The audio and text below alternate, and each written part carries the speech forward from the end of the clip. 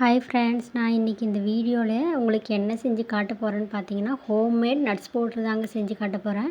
எங்கள் வீட்டில் இன்றைக்கி என்ன பொருள் அவைலபிள் இருக்கோ அதை வச்சு தான் நான் நட்ஸ் பவுடர் செய்ய போகிறேன்.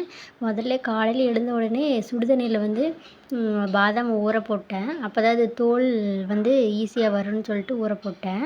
சில பேர் பார்த்திங்கன்னா பாதாம் தோல்லாம் எடுக்காமல் அப்படியே போடுவாங்க. ஆனால் நான் பாப்பாவுக்கு கொடுக்கறதுனால சரி தோல் எடுத்துகிட்டே போடலான்னு சொல்லிட்டு தோல் எடுத்து தான் போட்டிருக்கிறேன். முதல்ல தோல் எடுத்த பாதாம் பாண்டலில் போட்டு லைட்டாக பொன்னிறமாக வறுக்கணும். ரொம்ப தீ அதிகமாக வச்சிடக்கூடாது. மீடியம் ஃப்ளேமில் தான் வச்சு வறுக்கணும். நம்ம எந்த அளவுக்கு ஸ்லோ ஃப்ளேமில் வச்சு வறுக்கிறோமோ அந்த அளவுக்கு தான் அது நல்ல கிறிஸ்பியாக வறுபடும். நான் இன்றைக்கி எங்கள் வீட்டில் இருக்கிற என்னென்ன பொருள் ஆட் பண்ணியிருக்கேன்னு பார்த்தீங்கன்னா, பாதாம், பிஸ்தா, முந்திரி, அதுக்கப்புறம் வேர்க்கடலை, அப்புறம் பொட்டுக்கடலை, அப்புறம் சன்ஃப்ளவர் சீட்ஸு, அப்புறம் வெள்ளரி விதை, இது மட்டும்தாங்க போட்டிருக்கிறேன். உங்கள்கிட்ட என்னென்ன சீட்ஸ்லாம் இருக்கோ அதெல்லாம் போட்டுக்கலாம். குழந்தைங்களுக்கு நம்ம வீட்டில் நம்மளால் என்ன செஞ்சு ஹெல்த்தியாக கொடுக்க முடியுமோ அதை கொடுக்கணும். கடையில் இருந்து எதையும் வாங்கி கொடுக்கக்கூடாதுங்க. இந்த ஹார்லிக்ஸ், பூஸ்ட்டு அதெல்லாம் வாங்கி கொடுக்குறத விட்டுட்டு இந்த மாதிரி செஞ்சு கொடுத்தா குழந்தைங்களுக்கு நல்ல ஊட்டச்சத்து கிடைக்கும். அடுத்து பார்த்திங்கன்னா, பிஸ்தா பருப்பு வறுத்து போட்டுக்கலாம். நல்ல பொன்னிறமாக ஆகிற வரைக்கும் வறுத்துக்கலாம். இந்த நட்ஸ் பவுடர் எனக்கு பாப்பாவுக்கும் சேர்த்து தாங்க பண்ணுறேன். குட்டி பாப்பாக்கெல்லாம் கொடுக்கக்கூடாது. அவங்களுக்கு 1 இயர் இன்னும் கம்ப்ளீட் ஆகலை. அதனால் சரி எந்த நட்ஸ் கொடுத்தா அவங்களுக்கு ஒத்துக்குன்னு தெரியல இன்னும். அதனால் இன்னும் அவங்களுக்கு நட்ஸ்லாம் நான் கொடுத்து பழக்கம் இல்லைங்க.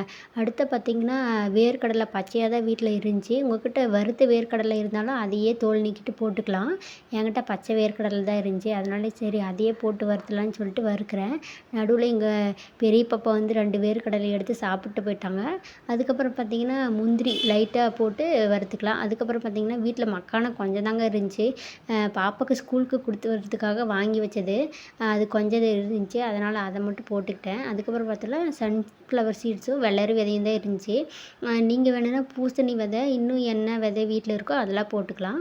அதுக்கப்புறம் பார்த்திங்கன்னா, பொட்டுக்கடலை லைட்டாக ரோஸ்ட் பண்ணணும். ரொம்ப தீ வச்சிட்டிங்கன்னா அதுக்கப்புறம் பவுடர் கருகின மாதிரி வாசனை அடிக்கும். குழந்தைங்களும் குடிக்க மாட்டாங்க. தோல் எடுத்துட்டு தான் வேர்க்கடலை போடணும். அப்படியே போட்டோம்னா அது ஒரு மாதிரி நல்லா இருக்காது. நம்ம இந்த நட்ஸ்லாம் நல்லா வறுத்து ஆற வச்சு அதுக்கப்புறம் தாங்க பொடி பண்ணணும்.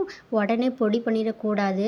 மிக்சியில் போட்ட உடனே நிறைய நேரம் அரைச்சிடக்கூடாது. ஏன்னா நம்ம இதில் வேர்க்கடலாம் சேர்த்துருக்குறோம். அதனால் எண்ணெய் பிரிஞ்சு வந்துடும். சும்மா லைட்டாக ஒரு பல்ஸ் விட்டு தாங்க அரைக்கணும். நம்ம பல்ஸ் விட்டு அரைச்ச பிறகு நல்ல ஒரு ஏர்டைட் கண்டெய்னரில் போட்டு ஸ்டோரேஜ் பண்ணி வச்சிட்டோம்னா இது ரொம்ப நாளைக்கு வரும். நம்மளால் முடிஞ்ச வரைக்கும் நம்ம குழந்தைங்களுக்கு சத்தான உணவையே நம்ம கொடுக்கலாங்க. இந்த வீடியோ பிடிச்சிருந்தா லைக் பண்ணுங்கள், சப்ஸ்கிரைப் பண்ணுங்கள். Bye friends.